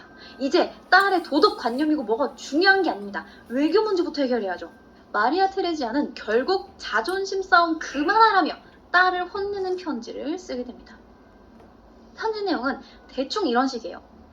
그저 안녕하세요 라고 말하는 거, 드레스나 그런 하찮은 거에 대해서 친절하게 말 한마디 하는 거 가지고 이게 무슨 소란이니? 나는 더 이상 이 문제를 지켜보고 있지를 못하겠다. 오스트리아 대사가 잘 지내라고 한마디 했다던데 그 말도 안 듣고 이 사단을 냈다지? 이런 일을 저지른 이유가 도대체 뭐니? 아니, 이유랄 게 있겠니? 넌 전하의 백성이고 넌 그분께 복종과 순종의 의무가 있다. 그러니까 베르사유의 귀족들과 숙녀들 앞에서 네가 네 주인의 말에 따른다는 모범을 보여야지. 만약 천박한 일이나 친밀하게 지내는 걸 요구한다면 내가 너한테 이렇게까지 얘기하겠니? 하지만 지금 내게 바라는 거라고는 무관심한 말 한마디에서 그녀를 바라보는 것 아니냐. 그 숙녀를 위해서가 아니라 네 시할아버지인 주인이자 네 후견인을 위해서 말이다. 라는 장문의 잔소리 편지였어요. 자, 그러자 마리 앙뚜아네트는 어머니의 편지를 받고 몇 번씩이나 속상해하면서 이렇게 답장을 합니다. 어마마마께서는 제가 늘 복종할 것임을 아실 것이에요. 쫑거지. 자, 그리고 그렇게 잔소리를 들은 뒤에 마리 앙뚜아네트는 마담 디바리에게 말을 걸려고 마음을 먹었고 이제 딱 그날 마음을 먹었던 그날 머뭇거리면서 마담 디바리가 천천히 다가갑니다. 자, 안녕하세요라고 할까? 오늘 옷이 예쁘네요라고 할까? 자, 안녕하세요, 안녕하세요. 딱 말을 걸려던 그 순간 저기서 시고모들이 바람같이 달려와서 마리 앙뚜아네트를 탁 체합니다. 마리 앙뚜아네트가 말을 걸면 시고모들 입장에서는 마리 앙뚜아네트가 마담 디바리랑 잘 지내봐야 자기들한테 좋은 게 하나도 없거든요. 자, 결국 이 대결이 시작된 지 근 2년 만인 1772년 새해 마담 디바리가 왕세자비 부부 앞에서 절을 할 때 마리 앙뚜아네트는 마담 디바리가 있는 방향을 향해서 아주 유명한 말을 한마디 딱 던집니다. 그것은 바로 오늘 베르사유에 사람이 많네요. 라는 말입니다.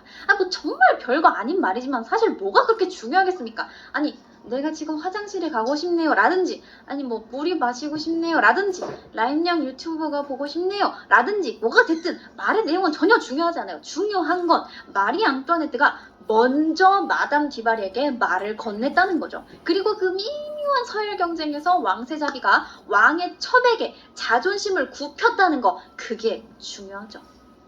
자, 그래서 이제 마담 디바리는 두 발 쭉 뻗고 잘 수 있게 됐습니다. 물론 루이 15세도요. 자, 이처럼 마담 디바리를 애지중지하던 루이 15세는 마담 디바리가 기뻐하는 모습을 보고 싶다라는 욕심에 아주 충격적일 만큼 비싼 목걸이를 주문하게 됩니다. 그 다이아몬드 목걸이가 바로 마리 앙뚜아네트 때 다뤘던 그 목걸이입니다.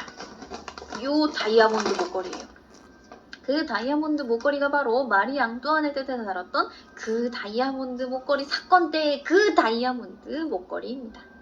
자, 하지만 다들 아시다시피 이 목걸이가 완성되기도 전에 루이 15세는 천연두에 걸려 병상에 눕게 되었고 이미 나이가 나이였던지라 살아날 가망이 없었지만 마담 디바리는 나름 루이 15세 곁에서 정성껏 그를 돌봅니다. 하지만 왕의 병은 점점 악화되어만 갔고 결국 자신의 죽음이 임박했음을 인지한 루이 15세는 사제를 불러다가 마지막 고해 성사를 하려고 했죠. 하지만 그 고해 신부는 마담 디바리가 베르사유 궁을 떠나지 않는다면 루이 15세의 고해 성사를 들을 수 없다 라면서 고집을 부립니다. 결국 루이 15세는 마담 디바리를 궁에서 내보냈고 5월 10일 루이 15세는 사망합니다. 마담 디바리는 궁 밖에서 5년 동안 자신을 아껴주었던 왕의 죽음을 전해 듣게 되었고 이제 두 번 다시 베르사유 궁으로 돌아갈 수 없습니다.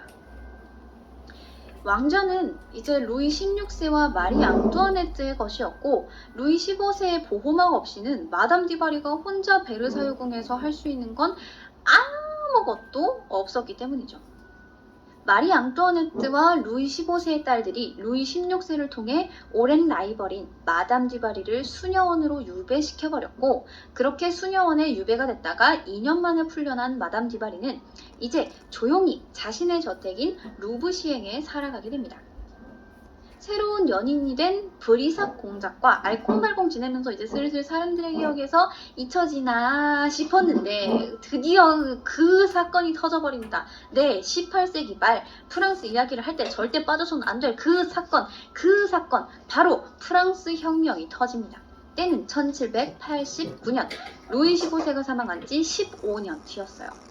그녀는 런던으로 피신을 해서 목숨을 부지할 수는 있었으나 만약 그녀가 사태의 심각성을 인지해서 조용히 혼자 지냈거나 도망가서 그냥 거기서 쭉 살았으면 죽을 때까지 나름 호화롭게 행복하게 잘 살았을 수도 있겠지만 마담 디바리는 평민들이 들고 일어났다라는 이야기를 듣고 자기 부동산이랑 보석이 걱정이 되어서 어쩔 줄을 몰랐어요.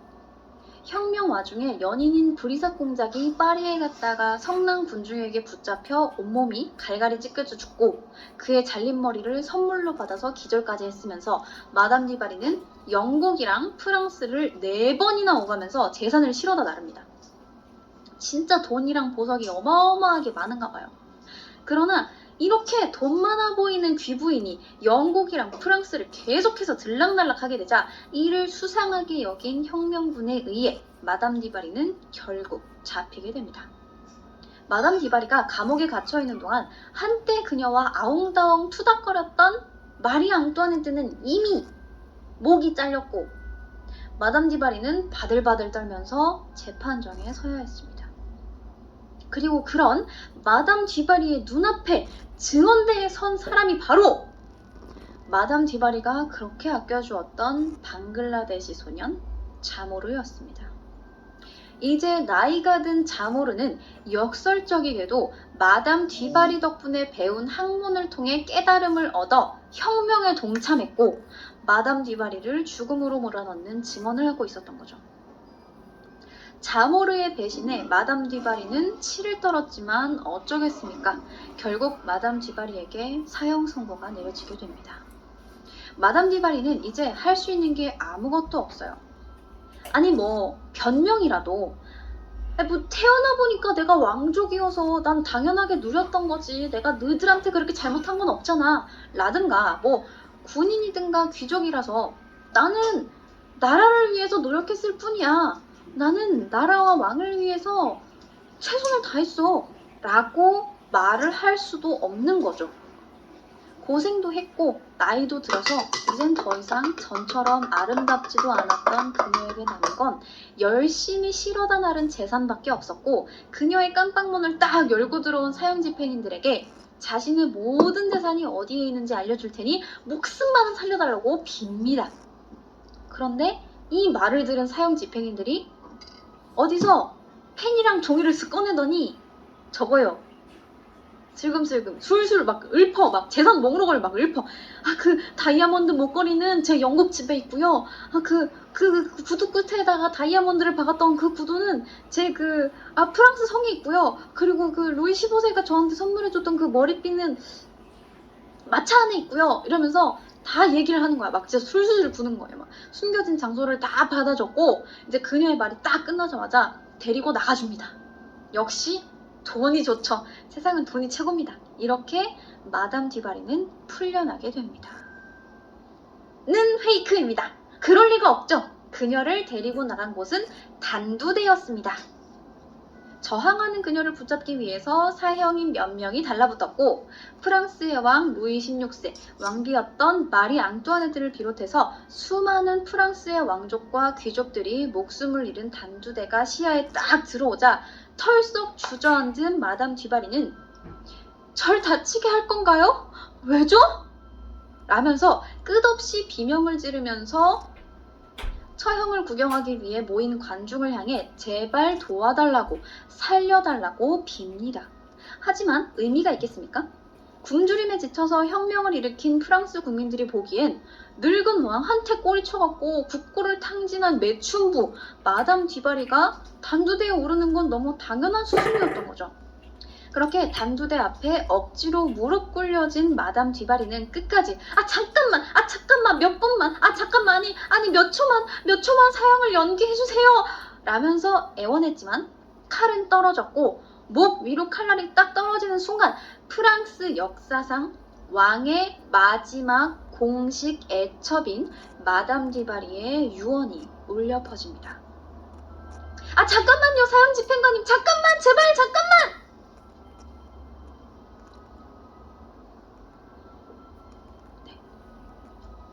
이렇게 마담 디바리는 사망하게 됩니다.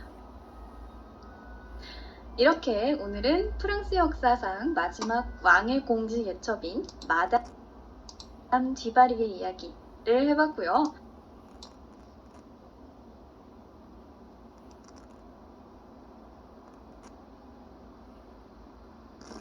우리는 거리를 줄입니다.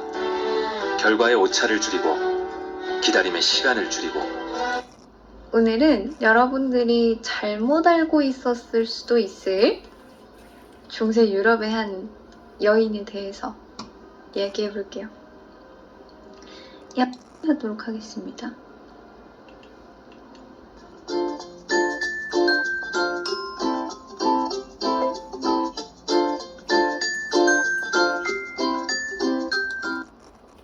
야! 너네들 이런 거 본 적 없을걸?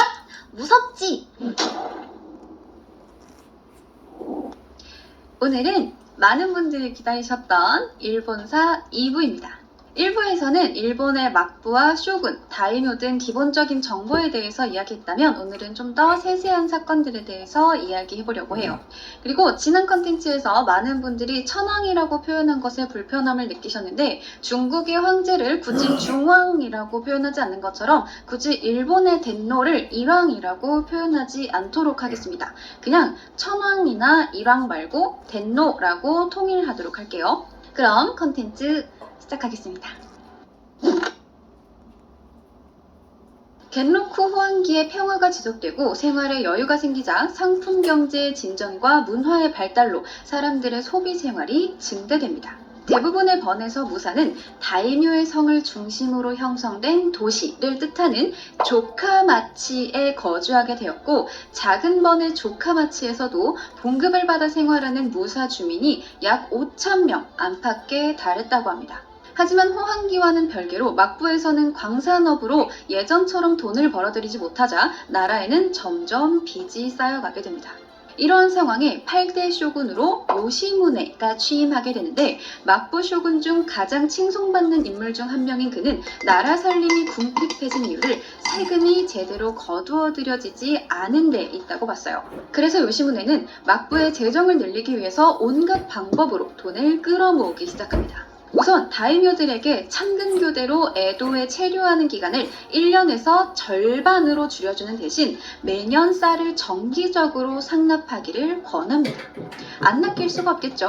또한 토지조사를 철저하게 해서 탈세하는 농민이 없도록 하고 풍년이 들든 흉년이 들든 사정봐주지 않고 세금을 항상 일정량 거두게 하고 땅을 담보로 돈을 빌려 쓰다가 갚지 못해 소장농이 된 사람들이 제대로 세금을 낼 수 있을 것 같지 않자 저당 잡힌 땅을 모두 원래 농민에게 돌려주고 황무지를 개발해 재정 수입을 늘리도록 했습니다. 그리고 조선에서 인삼 수입으로 막대한 양의 돈이 빠져나가자 대마도 도주를 통해서 몰래 인삼을 밀반입해서 직접 재배하는 등의 방식으로 요시문의 집권기 막부 수입은 에도 시대 중에서도 최고로 기록될 정도로 풍족해집니다. 자, 여기까지만 들었을 때에는 막부 쇼군 중 가장 칭송받는 인물이라는 게 선뜻 이해가 가지 않을 텐데 이렇게 악착같이 돈을 긁어모은 요시무네는 탄탄한 재정을 바탕으로 쇼군의 권력 강화에 주력하게 되고 그러면서도 민심을 잃지 않도록 여러 가지 유화 정책을 펼칩니다. 투서함을 설치해서 조선시대의 신문고처럼 사람들의 탄원을 들어주었고 재판 기준을 만들어서 법 집행을 공평하게 했으며 자기가 바꾼 정책 때문에 농민들이 먹고 살기 힘들어한다고 하니 감자와 고구마 재배를 널리 보급했고 전국에 무료 진료소를 설치했으며 네덜란드인들의 의술이 유명하자 의서를 들여와서 보급하기도 했습니다. 이러한 요시무네의 개혁을 교호개혁이라고 부릅니다. 이렇게 막부의 통치력이 어느 정도 정비되자 요시무네는 무사들을 다잡고자 업무 시간 외에도 무술 연습을 필수로 시켰으며 하급 무사라도 실력이 뛰어나면 뽑아 기존의 무사들을 견제했고 전국적으로 한코라고 하는 번교를 널리 설치해 무사들의 유교 교육을 강화하며 검약과 겸양의 정신을 강조합니다. 하지만 그러면서도 무사에게 빌려준 돈을 당사자들끼리 합의해서 알아서 해결하라 라면서 사실상 무사들의 채무를 획기적으로 탕감해주기도 했어요. 하지만 이렇게 좋아 보이는 교호개혁에도 한계점이 있었으니 무사의 궁피파와 재정의 고갈을 수습하기 위해 요시무네가 찾았던 해법은 중농억상 그리고 검약이라는 중국식 유학이 있었기 때문에 교호개혁 자체가 과거의 철학에 매달려 역주행을 시도하는 개혁이었던 겁니다. 특히 17세기 일본의 성장을 주도하던 상업에 대한 제재는 막대했어요. 막부에 쌀을 바치는 대신 참근의 기간을 줄여 에도의 상업을 침체하게 만들더니 무사들의 검약령으로 상품 경제를 쇠퇴시키고 무사들의 부채를 탕감해주면서 무사들에게 돈을 빌려준 채권자인 상인들에게 막대한 피해를 입혔기 때문입니다. 하지만 교호개혁의 한계점이야 어쨌든 막부가 돈을 긁어모아서 교호개혁 이후 막부 살림은 어느 정도 안정이 됐는데 이제 새로운 문제는 잦은 흉년에 있었습니다. 흉년이 들면 자연스럽게 쌀값이 올랐고 쌀을 사 먹어야 하는 도시의 존인들은 죽을 맛이었어요. 참고 참던 백성들은 거상의 집을 습격해 세간살이를 때려 부수거나 쌀 창고를 털어가는 이키라고 하는 백성봉기를 일으켰고 쇼군은 쌀값 안정을 위해 금주령을 내리거나 비축된 곡물을 대거 풀어주곤 했는데 문제는 이렇게 열심히 쌀값을 잡고 풍년이 들어도 말썽이 생겼다는 겁니다. 이번에는 풍년으로 인한 쌀값 하락이 원인이었는데 무사들은 월급을 쌀로 받아서 화폐로 교환했기 때문에 쌀값이 떨어진다는 건 자신의 월급도 같이 떨어진다라는 의미라 쌀값을 다시 올려달라고 불만을 토로했던 겁니다. 중간에서 등이 터지게 생긴 쇼군은 또다시 쌀값 안정을 위해서 쌀 도매 상인들에게 쌀을 내다 팔지 말고 비축하도록 명령해야만 했죠. 자, 그러나 1732년 교호 대기근이 닥치자 쌀값은 또다시 천정부지로 치솟기 시작했고 에도에서만 3,000명의 존인들이 폭동을 일으키고 쌀가게를 습격하는 사태가 벌어집니다. 에도 시대에만 이러한 이키가 수탈과 대기근과 맞물려 총 7,000회 이상이나 발생하게 됩니다. 이러한 혼돈의 겐로쿠 호황 이후 일본의 150년 동안의 경제, 사회 상황에 관한 자료를 보면 정체와 활기가 병존했다라는 기이한 상황이 눈에 들어오게 되는데 특히나 기이한 건 조카마치들의 쇠퇴예요. 30여 개의 주요 도시의 인구는 평균 18% 정도나 줄었고 특히나 1720년부터 1860년대는 총 인구가 정체 상태에 빠지게 됩니다. 이렇게 끔찍했던 기근 이외에도 또 하나 당황스러운 기록은 바로 영아를 골라 죽인 관습입니다. 그 이유에 대해서는 아직 확실하지 않지만 남아 여아를 불문하고 원치 않는 영유아를 농가가 버리거나 죽이는 일이 드물지 않았고 1970년대까지는 절망적인 상황에 내몰린 가난한 농민들의 최후의 수단이라고 생각했으나 남아있는 인구 통계 자료를 보면 일부 마을에서는 영아를 살해하는 경향이 부유층에서 더 심했다는 행적이 보입니다. 때문에 영아 살해는 극빈층의 농민이 기아를 피하려고 저질렀을 뿐만 아니라 아이가 많아지면 안정된 생활을 지탱해주던 전답을 한 가족이 먹고 살아갈 수 없을 정도로 작은 규모로 나누지 않으면 안 되기 때문에 저질렀던 일종의 가족 계획이었을 수도 있다는 겁니다. 하지만 앞서 말했듯 이렇게 기이하게 사람들이 죽어 인구수가 줄어가는 사이에도 일본의 경제는 참근교대제와 신사참배 등으로 다시 부상하고 상업은 제자리를 찾고 있었습니다. 막부는 1787년 7월부터 농업 장려, 검약과 지출 제한 등을 메인으로 세운 간세이 개혁을 시행했고 실제로 19세기 초 30년 동안 자연재해가 급격히 줄어 다시 겐로쿠 시대처럼 향락적이고 퇴폐적인 문화가 확산되기 시작합니다. 또 대기근 시대의 사회기강을 잡았던 유학이 실용적이지 못함의 한계점을 느끼고 점차 서양 학문에 대한 관심으로 사고 전환이 나타나기 시작합니다. 그렇게 19세기 초에 나타나게 되는 새로운 문화와 학문의 사조를 가세이 문화라고 말합니다. 가세이는 1804년부터 1818년을 뜻하는 분카시대와 1818년부터 1830년까지를 뜻하는 분세이 시대에서 따온 말이에요. 그러니까 가세이라는 건 1804년부터 1830년을 뜻합니다. 이 시기에는 에도의 경제적 번영을 바탕으로 문화의 대중화 현상도 두드러져서 극장이나 상점 앞에 사람들이 모이는 광장 같은 것도 생겨서 문화 교류의 장이 형성되었으며 중앙의 문화가 지방에 전해지기도 했습니다. 겐로쿠 호환과 분세이 시대의 차이는 겐로쿠 문화가 오사카와 교토의 존인들에 의해서 만들어진 문화라면 가세이 문화는 에도의 존인들이 꽃피운 문화였습니다. 하지만 특이하게도 이 문화는 향락적인 경향이 강했는데 사회적 불안감 때문에 퇴폐적인 성격과 사회 비판적인 성격이 동시에 드러나기도 했다는 겁니다. 사회적 불안감이 생긴 이유는 이 당시 외부와 내부 모두 새로운 변화를 받아들이지 못하는 데에서 오는 것이었어요. 우선 외부에서 생긴 변화는 서양 열강과의 접촉이었습니다. 에도 막부가 쇄국 정책을 시행하기 전에는 동남아에서 일본 마을인 니혼마치가 생길 정도로 해외 무역이 활발했으나 기독교가 빠르게 확산되면서 사회 질서가 흔들릴 수 있다라는 이유로 막부는 기독교를 금지하고 일본인의 해외 무역도 크게 제한해버립니다. 하지만 이러한 쇄국 정책은 18세기 말부터 거센 저항을 받게 됩니다. 시베리아를 횡단하여 일본 근해에까지 도달한 러시아가 일본과의 접촉을 시도하면서 여기저기 기웃거리기 시작합니다. 이어서 산업혁명에 성공한 영국과 프랑스, 미국이 원료 공급지와 상품 시장을 찾아서 아시아로 몰려들었죠. 때문에 일본에서는 이양선에 대한 소문이 끊이지 않고 있었습니다. 사람들이 불안해서 동요하고 통상을 위해 찾아온 이양선들이 식수와 땔감, 식량 등을 요구하자 1825년 막부에서는 중국을 제외하고 일본 연안에 얼쩡거리는 모든 외국선들을 격퇴하라라는 이국선 격퇴령을 내립니다. 그리하여 1837년 미국의 상선 모리슨호가 일본의 심정부인 에도만의 입구에 내항하여 통상을 요구하자 에도만의 경비를 담당하고 있던 번들이 포격을 가해 모리슨호가 퇴각하는 사건이 발생하기도 했습니다. 이에 막부는 양의를 격퇴했다! 라며 뿌듯해했지만 1842년 아편전쟁에서 중국이 영국에 패배했다는 소식이 전해지자 막부는 크게 놀랐고 쇼군은 이국선 격퇴령을 전면 철회하며 이국선이 요구하면 식수와 연료를 공급하라 라는 신수급여령을 내리게 됩니다.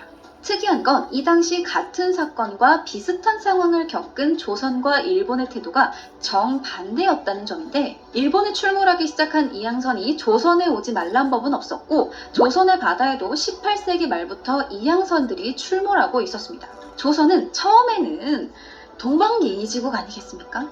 역시나 동방예의지국답게 예의 바르게 서양의 표류 선박에 필요한 편의를 아낌없이 제공하고 대부분 곱게 돌려보내주곤 했습니다. 유럽 열강이 동남아에 진출해 있다는 사실과 계획적인 침략을 염두에 두고 있다는 사실을 전혀 몰랐기 때문이죠. 그러나 이러한 조선의 태도가 변하기 시작한 건 일본이 사태의 심각성을 깨닫고 이국선 격퇴령을 전면 철회하고 신수급여령을 내리게 된 계기인 아편전쟁 때입니다. 청나라가 영국에 패배했다는 소식을 듣고 조선은 양의가 청나라도 부술 만큼 흉악하며 천주교를 전파하는 나쁜 놈들이다 라는 인식이 박히게 된 겁니다. 여기에 1860년 러시아가 조선과 국경을 맞닥뜨리게 되자 더더욱 서양에 대한 불신과 적개심이 고조되게 됩니다. 이때 일어난 두 차례의 양요는 이러한 배경을 가지고 있어요. 자, 다시 일본으로 돌아와서 외부에서 이렇게 많은 변화를 겪는 동안 내부에서는 1833년 소빙기가 끝날 때쯤 이번에는 집중호우와 냉해로 인해 또다시 식량 부족이 생겨서 농민들의 불만은 커져갔고 이는 봉기로 이어집니다. 심지어 1837년 오사카에서는 매일 150명에서 200명씩 죽어나가자 무사 출신들까지 반란에 가세하게 되는데 이는 무사가 가담한 최초의 반란으로 이제는 그냥 농민들이 호미 들고 찾아오는 수준이 아니라서 막부의 이미지는 크게 손상되었고 막부는 서둘러 좀 더 적극적인 대책을 세워야만 했습니다. 위기에 직면한 막부는 다시 예전에 하던 대로 중국식 유학을 좇아 상업을 억제하는 동업조합금지법과 검약을 강조하는 검약령을 내리는가 하면 화려한 풍속을 조장하는 가부키 배우와 야한 소설을 쓰는 작가들을 잡아들였고 에도에 있는 존인들 상당수에게 농촌으로 돌아가서 농사를 지으라는 귀농령까지 내리게 됩니다. 이걸 덴포개혁이라고 부릅니다. 딱 봐도 물이 솟았죠? 이렇게 무리한 개혁을 연달아 펼치며 엄격한 풍속 통제와 물가 통제를 이어가자 농민과 존인들의 반발만 커졌고 당연하게도 막부의 개혁은 실패로 돌아가게 됩니다. 그러자 안 그래도 참근교대와 토목공사, 재해기근 등으로 재정위기에 빠진 번들은 여기에다가 농민과 존인들의 반발까지 겹쳐 자체적으로 막부를 경영하기 힘들어집니다. 일시적으로 가신들의 봉급을 삭감하고 무사들에게 검양령을 발령하긴 했지만 효과는 오래가지 못했고 오히려 번의 경제가 황폐화되어 더욱 심각한 위기를 초래하게 됩니다. 하지만 모든 번들이 위기에 황폐화되진 않았고 몇몇 개혁에 성공한 번들이 있는데 바로 사스마, 조슈, 도사, 히젠 이 4개의 번들입니다. 이들은 기존의 무능한 고위 관료들을 대거 내치고 젊고 유능한 하급무사들을 대거 등용하는 등 파격적인 인사행정을 보입니다. 또한 특산품을 개발해 재정을 확충했으며 중상주의를 고수하고 금융업과 유통업을 활성화하는 등의 방법으로 경제를 활성화시키고 그 수입으로 대포를 제조하는 등의 군비를 갖추게 됩니다. 이들 4인방을 웅대한 번국이라는 뜻의 웅번이라고 부릅니다. 그리고 웅번들이 이렇게 자체적으로 자신들의 번들을 번영시키고 있을 때 막부에서는 댐포개혁으로 나라를 말아먹고 있었으니 이 4인방들이 보기에는 너무도 한심했던 거죠. 그렇게 불만이 차곡차곡 쌓여가던 중 1853년 7월 8일 에도만 어기에 검은 배 4척이 나타나게 됩니다. 자, 그럼 당시 세계 상황도 한번 살펴볼까요? 18세기 후반 산업혁명을 이룩한 영국은 인도를 점령하고 1842년에는 청나라와의 아편전쟁에서 승리해 중국 대륙 침략의 발판을 마련해 놓은 상황이었습니다.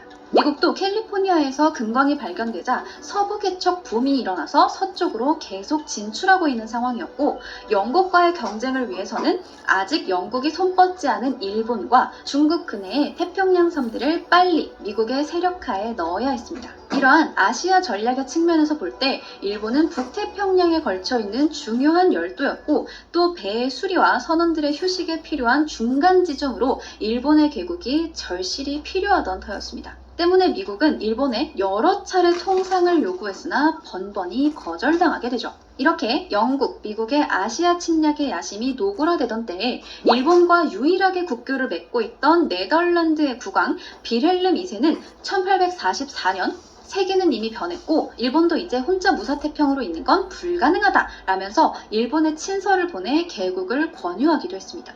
그러나 일본은 꿋꿋하게 개국을 거부했고 결국 1853년 일본의 쇄국을 보다 못한 미국의 동인도 함대 사령관이자 해군 대장인 매튜 칼브레이스 페리 제독은 미국 군함을 이끌고 에도만 어기에 진출해 다짜고짜 통상, 석탄, 식료품의 공급, 난파선의 보호를 요구하며 본 서명인은 호의를 나타내기 위해 비교적 소규모 군함 4척만 끌고 왔지만 만일 필요하다고 생각되면 내년 봄에는 더 많은 전력을 대동하고 에도에 돌아올 것이다 라며 요구를 들어주지 않을 시 쑥대밭으로 만들겠다고 경고하게 됩니다. 이것이 앞서 말한 4척의 흑선이 에도만에 등장한 흑선내항 혹은 페리내항이라고 불리는 사건입니다.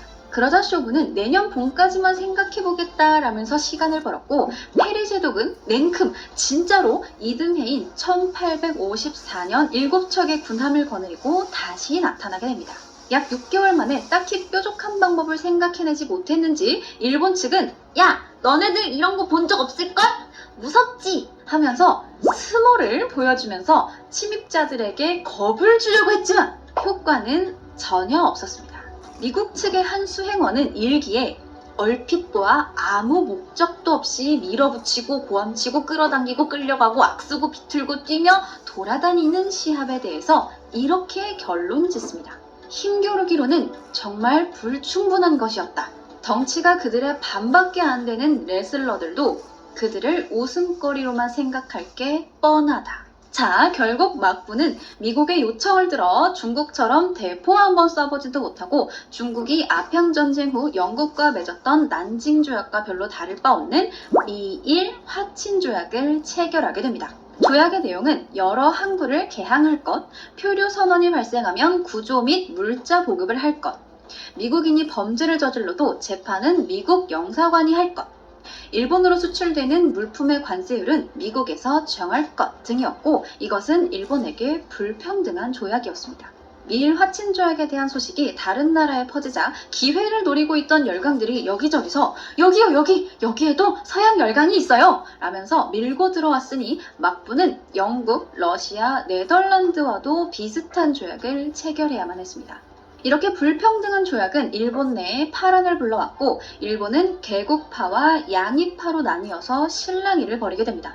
그러던 중 1856년 2차 아편전쟁으로 중국은 커다란 굴욕을 당하게 되고 미국은 은근슬쩍 와 님들 중국 소식 들었어요? 중국이 영국한테 개박살났다던데 참 그 서양 열강이라는 게 무서워 그치? 거기 아직 사인 안 했네? 라면서 제2차 아편전쟁을 예로 들어 협박하면서 일본의 새로운 조약 체결을 강요했습니다. 그렇게 1858년 미일 화친 조약이 있은 지 4년 만에 일본은 미일 수호 통상조약을 새로 맺고 이를 기준으로 바로 연달아 난일 수호 통상조약, 러일 수호 통상조약, 영일 수호 통상조약, 불일 수호 통상조약까지 해서 안세이 5개국 조약을 맺게 됩니다. 정말 동네북 통상조약이죠. 안세이라는 건 1854년부터 1859년까지의 일본 연호를 뜻합니다. 이 조약에는 일본의 주요 항구 5개를 추가적으로 개항하고 양국 화폐의 사용 및 교환 허가, 영사재판권 허용, 편무적 최애국 대우 등이 포함되어 있었는데 문제는 이것이 쇼군도 아닌 막부의 원로가 독단적으로 통상에 조인했기 때문입니다.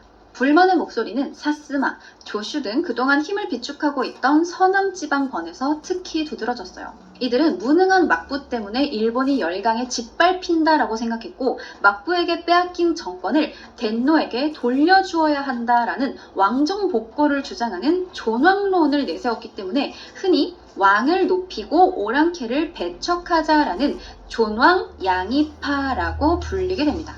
원래 존왕과 양이는 별개의 유교적 명분을 의미하는 거였는데 미일 수호 통상조약 이후 존왕과 양이는 하나가 되어서 막부에 반대하는 슬로건이 됩니다. 이러한 이유들로 이제 막부와 웅번의 대결은 피할 수가 없게 되었고 1858년 사스마와 조슈의 존왕 양이파 100여 명이 막부에 의해 처형당하는 안세이의 대옥이 벌어지게 됩니다.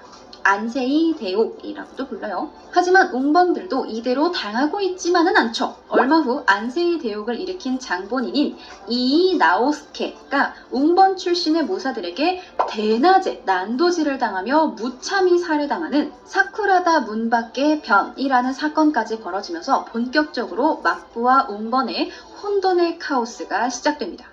막부에서는 쇼군 다음 최고 권력자였던 이이나오스케가 대낮에 암살된 사건으로 막부의 위신이 땅에 떨어지고 말죠. 이렇게 4개의 웅번으로 뭉쳐 존왕 양이파가 득세하는 듯 했으나 좀 잘 나가면 내부에서 문제가 생기기 마련이죠. 사스마와 조슈번이 온건파와 강경파로 나뉘어 결별하게 됩니다. 자, 그러던 1862년 뜻밖의 사건이 터지게 되는데 사스마 번주의 아버지 행렬이 한 마을을 진행하고 있었어요. 그런데 앞에 하필이면 말을 타고 지나가던 영국인 일행 4명이 이를 막아서게 된 겁니다.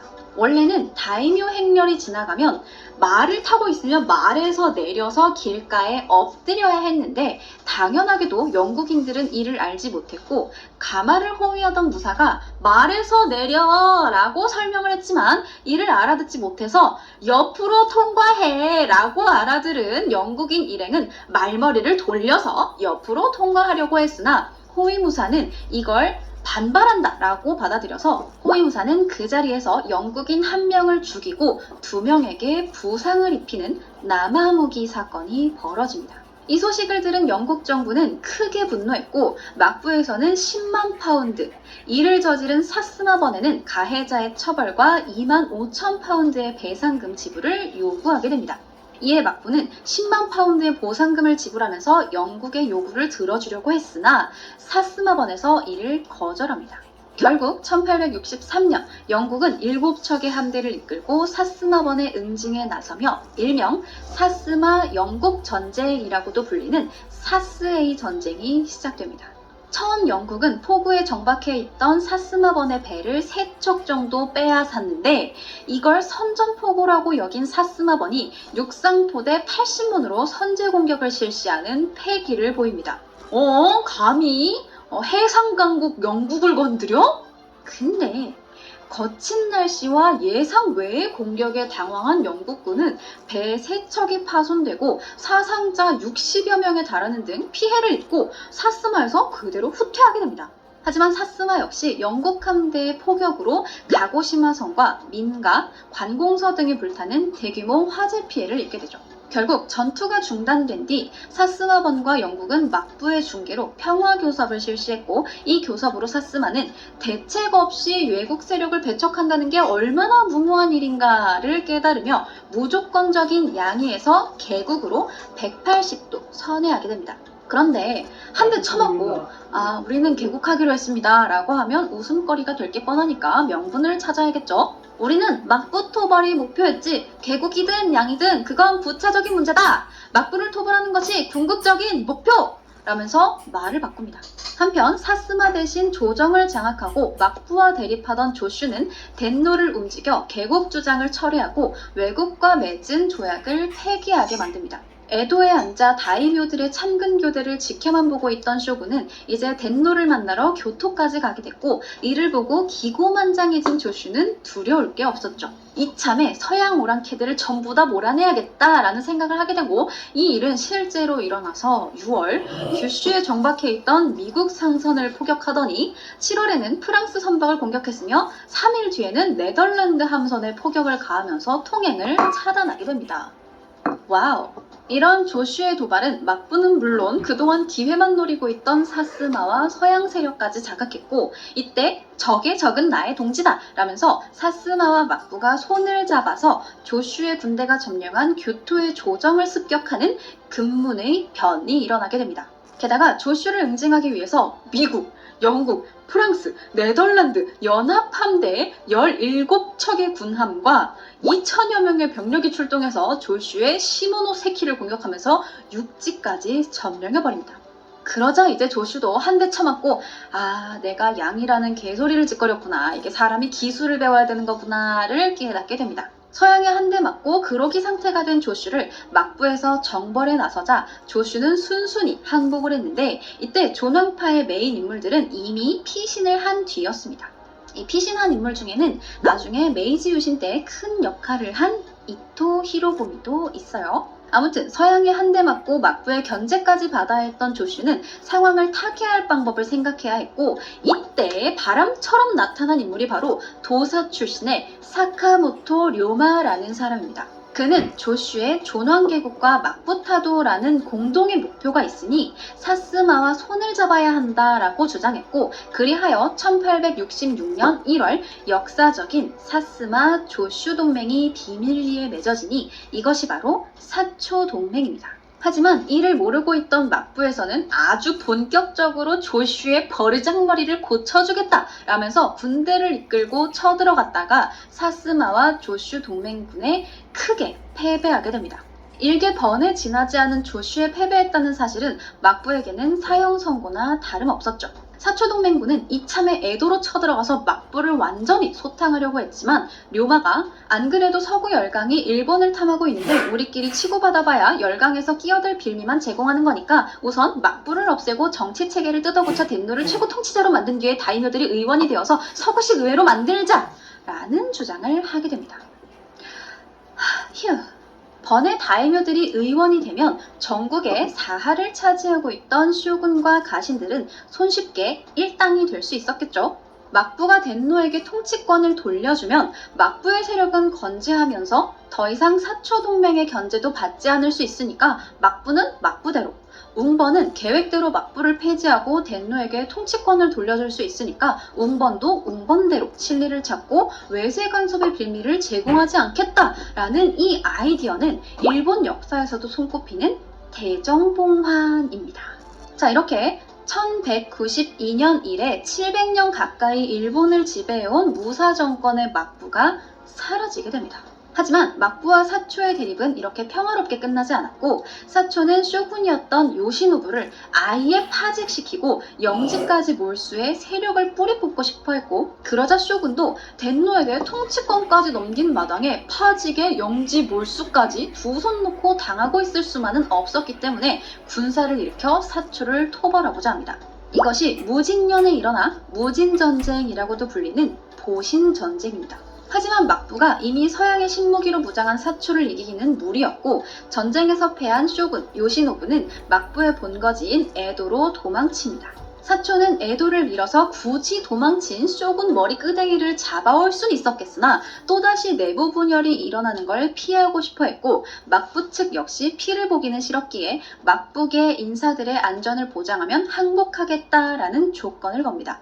그렇게 막부 세력은 사초에게 완전히 항복해 무혈개성이 이루어졌고, 이후 일본은 새롭게 탄생하게 되어 1868년 7월 에도를 새 수도로 정하면서 명칭을 에도에서 도쿄로 바꾸며 덴노 일행이 교토 궁성에서 나와 도쿄로 향하게 됩니다. 자, 이렇게 새로운 일본이 열리는 것 같았으나 일본 열도는 여전히 200여 곳 가까이 되는 자립적인 번들로 나뉘어 있는 상태였죠. 각 번은 독자적인 재정과 군대를 유지하고 있었고, 무사들은 여전히 가록을 받았습니다. 젊고 진보적인 사초 출신 무사 계급이 주축이 된 메이지 정부는 권력을 장악하기 위해 개혁을 시행해 갔는데, 그러려면 먼저 지방의 권력을 중앙에서 장악하고 정부 관리를 임명해 정부의 명령대로 움직이게 해야만 했죠. 이에 덴노는 번을 폐지하고 현 행정구역을 설치해 다이묘를 없애고 정부에서 공무원을 파견해 중앙정부가 번의 영토로부터 직접 세금을 징수하는 방법을 선택합니다. 자, 하지만 이러한 조치가 이루어지기 위해서는 전국의 토지를 모두 덴노에게 되돌려 주어야만 했는데, 이 작업은 사스마 출신의 무사가 지금까지는 건방지게 덴노의 나라에서 쇼군이다, 다이묘다 나뉘어서 개인의 배를 불렸으나 이제부터는 모든 토지와 백성을 덴노에게 다시 되돌려 주어야 한다라고 강력하게 주장하며 웅번들이 함께 토지 정리에 나섰고, 다이묘들은 도쿄로 이주하고 성을 해체하며 토지와 농민을 덴노에게 헌납하는 대신 거액의 보상금을 지급받게 됩니다. 각 다이묘는 과거 자신들이 다스리던 번에서 나오는 연간 징수액의 약 10%에 달하는 가록을 매년 지급받는 동시에 그때까지 통치를 위해 필요했던 비용 지출의 부담으로부터 해방됩니다. 대부분의 다이묘는 이런 좋은 조건으로 일찍 물러나는 데 만족해했고, 1869년 모든 다이묘들이 토지와 농민을 덴노에게 헌납하는 판적 봉환을 하게 됩니다. 판적이란 토지와 인민이라는 뜻이에요. 토지와 인민을 다시 돌려준다라는 거예요.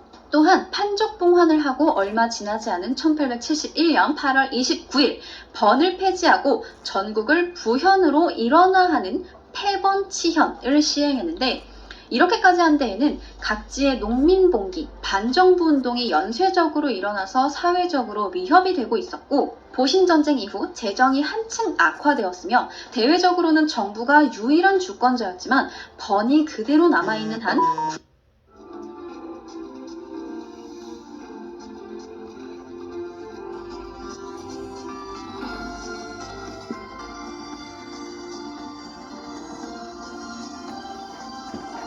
이 북베트남에 있었던 보급 루트를 끊으려고 했던 거야.